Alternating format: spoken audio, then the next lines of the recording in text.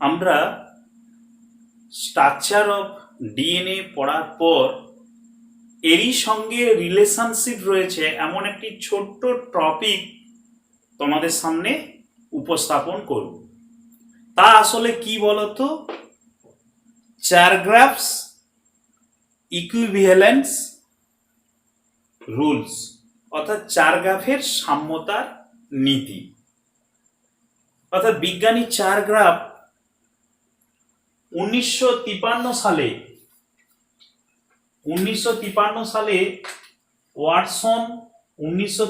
সালে Watson pick এই মডেলটা আবিষ্কার করেছে। কিন্তু তার আগে চারগ্রাফ 1950 খ্রিস্টাব্দে এই ইকুইভ্যালেন্স মানে চারগ্রাফের যে ইকুইভ্যালেন্স রুলসটা তিনি কিন্তু আবিষ্কার করে প্রেজেন্ট করেছেন যে ডিএনএ এই যে পলিনিউক্লিওটাইড স্ট্রাকচার, কিন্তু এই স্ট্রাকচারের ভিতরে তিনি কথাটা বললেন কিনা পিউরিন বেস, অর্থাৎ পিউরিন যে nitrogen base equal to pyrimidine nitrogen base equal to সমান। অর্থাৎ আমরা জানি পিউরিন বেস কি না এ আর জি সমান, তাহলে আমরা লিখতে পারি যে টি প্লাস আসলে সি। এইটা যদি ম্যাথমেটিক্যাল ক্যালকুলেশন করি কিন্তু দাঁড়াবে কিন্তু এটা। তাহলে এইটাই হচ্ছে আমাদের চারগ্রাফের রুলের ফার্স্ট পয়েন্ট, যে এখানে আমরা জানতে পারি যে ডিএনএর ভিতরে যতগুলো, দেখো পিউরিনের ভিতরে কিন্তু আমরা দেখে পিউরিন যতগুলো লাগবে ঠিক ততগুলো পিরিমিডিন কিন্তু স্থাপিত হবে। 2 নম্বর পয়েন্টে আমরা এটা লিখতে পারি এখান থেকে a plus g by t plus c equal to 1। এখান থেকে আমরা লিখতে পারি a by t equal to 1। এখান থেকে লেখা যায় g by c equal to 1। Okay, এখান থেকে আমরা লিখতে পারি এ সমান টি এবং জি সমান সি। অর্থাৎ একটি ডিএনএ তে অ্যাডেনিন যতগুলো আছে থাইমিনও ততটা থাকবে, গুয়ানিন যতগুলো আছে সাইটোসিন ততগুলো থাকবে। অর্থাৎ তাহলে আমরা দেখতে পাচ্ছি যে অ্যাডেনিনের পরিপূরক যে নাইট্রোজেন বেস থাইমিন তারা, বা গুয়ানিনের পরিপূরক যে নাইট্রোজেন বেস তারা কিন্তু ইকুয়ালি সমান থাকবে। এই চারগ্রাফস রুলস নিয়ম কিন্তু তাই বোঝায়। আবার আমরা এটা বলতে পারি এ প্লাস টি, আবার অর্থাৎ এ প্লাস টি জি প্লাস সি এরা নট ইজিক্যাল টু সমান, মানে কোনো সময় এরা সমান হতে পারে না। মানে এ আর টির যোগফল জি আর সির যোগফলের সমান বা যতগুলো আছে।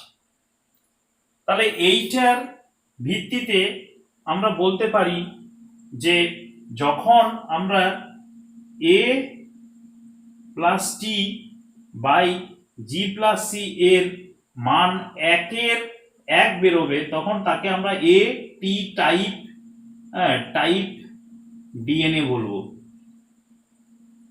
যদি এর মান 1 থেকে কম অর্থাৎ 0.65 এইগুলো এরকম হয় তখন কিন্তু জিসি টাইপ বলবো।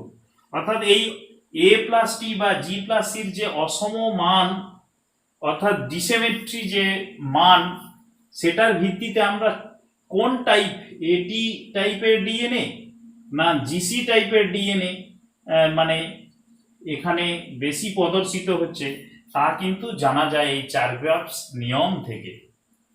আর একটা চারগ্রাফস নিয়ম থেকে আমরা জানতে পারি যে এখানে যতগুলো এস আছে ততগুলো পি আছে, মানে যতগুলো এস, মানে এখানে আমরা বলতে যাচ্ছি শর্করা ও ফসফেট কিন্তু নির্দিষ্ট সংখ্যায় এখানে, মানে যতগুলো এস থাকবে ততগুলো ফসফরাস নয়, শর্করা ও ফসফেট নির্দিষ্ট সংখ্যায় এখানে প্রদর্শন করে। এটাই হচ্ছে চারগ্রাফসের নিয়ম। এই চার গ্রাফসের নিয়ম থেকে আমরা এই কথাগুলো কিন্তু জানতে পারি।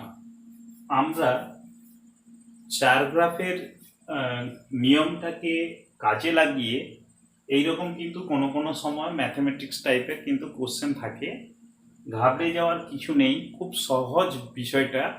এখানে আমি এইরকম একটা উদাহরণ তোমাদের সামনে তুলে ধরেছি। যদি যদি কোনো দ্বিতন্ত্রী ডিএনএতে 20% সাইটোসিন বেস থাকে, তবে এতে অবস্থিত অ্যাডেনিনের শতকরা পরিমাণ কত?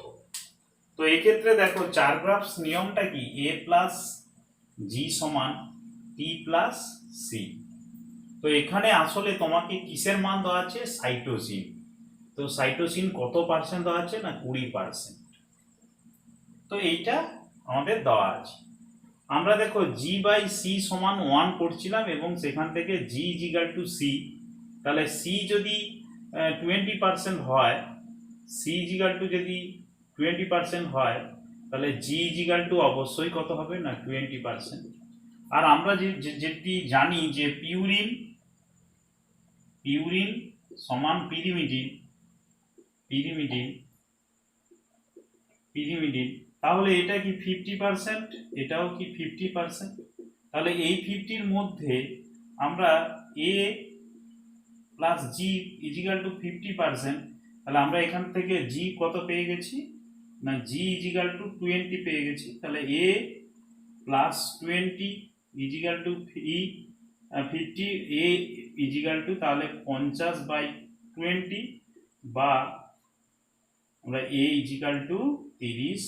অ্যাকচুয়ালি আমরা এটা তখন কি বলবো? না পার্সেন্ট। তাহলে এর উত্তর কি হবে? না আমরা অ্যাডেনিন যে এর পরিমাণ তাহলে কি হবে? না 30%। আমরা এইভাবে অন্যভাবেও যদি ঘুরিয়ে কোশ্চেন থাকে তাহলে কিন্তু আমরা সেটা সলভ করতে পারবো।